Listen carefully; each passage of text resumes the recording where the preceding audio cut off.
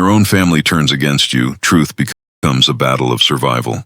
I never thought my stepsister's birthday party would destroy everything we had built as a family. But that night, one accusation shattered our home, and my father's next words silenced the entire room. The evening had been glowing with lights and laughter. My stepsister Olivia turned 23, and the mansion was alive with music, guests, and perfume. I, Emma, was just trying to keep my distance. Our relationship had always been fragile, like glass ready to break. My stepbrother Ethan helped our father, Richard, arrange the decorations. He was kind, protective, and the only one who ever treated me like family since my mother passed away 5 years ago. As the cake was brought out, Olivia's smile looked perfect for the photos.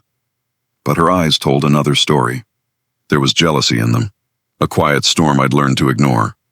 Then, when the guests moved toward the garden for the fireworks, I went upstairs to check on the food trays.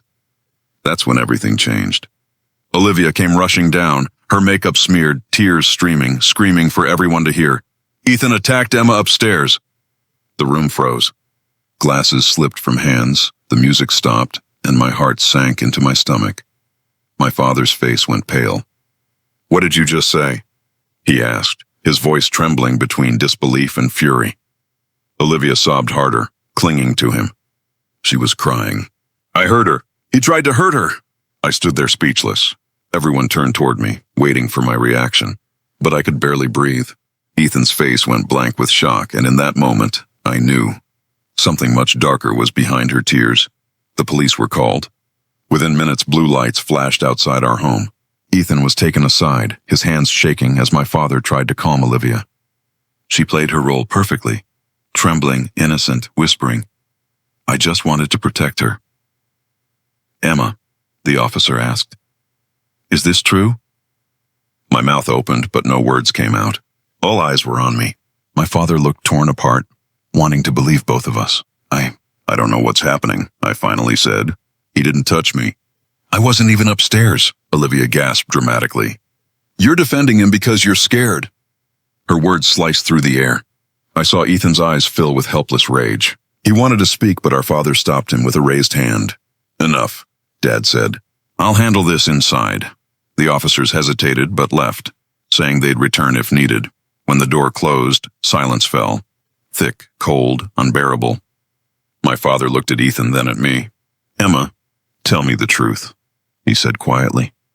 "I am telling you the truth," I whispered, my voice breaking. "She's lying." Olivia stood behind him, smirking faintly, thinking no one saw. But I did, and so did Dad. His expression changed, not anger now, but something else.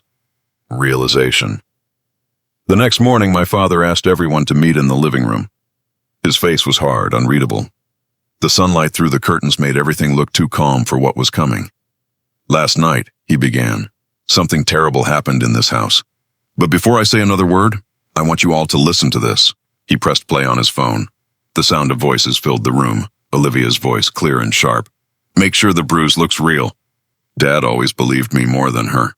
This time, Ethan will pay." Olivia's face drained of color. "That's not me," she screamed, but it was too late. My father had overheard her in the kitchen the night before, secretly recording her conversation with her friend. Ethan closed his eyes, relief flooding his face. I stood frozen, tears slipping down my cheeks. Not just from pain, but from heartbreak. That family could fall this low. Dad's voice thundered through the house. "You accused your own brother of something unforgivable. You humiliated Emma, destroyed Ethan's name, all because of jealousy." Olivia fell to her knees, sobbing. "I just wanted attention. Dad, you always loved them more." The silence that followed was heavier than any shouting could be. Dad turned away from her and looked at Ethan. "I'm sorry, son," he said softly. "I should have known better." Then he faced me, his eyes filled with guilt and love. "Emma, you've carried enough pain in this house." "No more." Olivia tried to grab his hand, but he pulled away. "You will leave this house for a while," he said firmly. "And until you learn what love means, don't call me father." She sobbed louder, but no one moved to comfort her. That night, as the house grew quiet, Ethan sat beside me on the porch. "I thought everything was over," he whispered. "It's not," I said. Truth always finds a way, even when it's buried under lies. He smiled faintly. Dad was right. She just lost everything, not because of punishment, but because of her own choices. And for the first time in years, I felt peace return to our home.